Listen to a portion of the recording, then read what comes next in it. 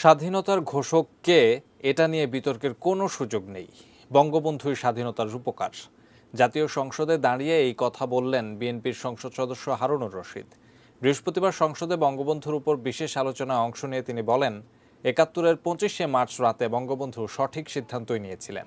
বঙ্গবন্ধুর উপর আলোচনায় এদিন অংশ নেন আওয়ামী লীগের জ্যেষ্ঠ নেতা আমির হোসেন আমু, জাসদ নেতা হাসানুল হক ইনু সহ সরকার ও বিরোধী দলের বেশ কজন সদস্য। আগামী রোববার পর্যন্ত সংসদ মুলতবি রাখা হয়েছে। সেদিনও সংসদে এই আলোচনায় অংশ নেবেন অন্যরা। এমনভাবে গোলাবর্ষণ করে হত্যা শ্রীহট্ট বা সিলেটকে পাকিস্তান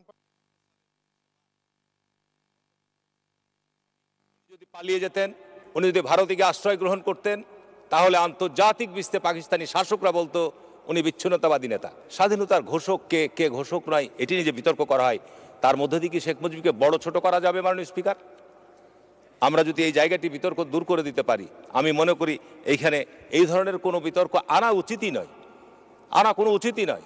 কারণ এর মধ্যে দিয়ে কি স্বাধীনতা অর্জন হয়েছে? দীর্ঘ ২০ বছর শেখ মুজিবের যে কষ্টার্জিত সংগ্রাম, লড়াই সংগ্রাম এদেশের মানুষের অধিকারের জন্য, সেটা তো অস্বীকার কোনো পথ নাই।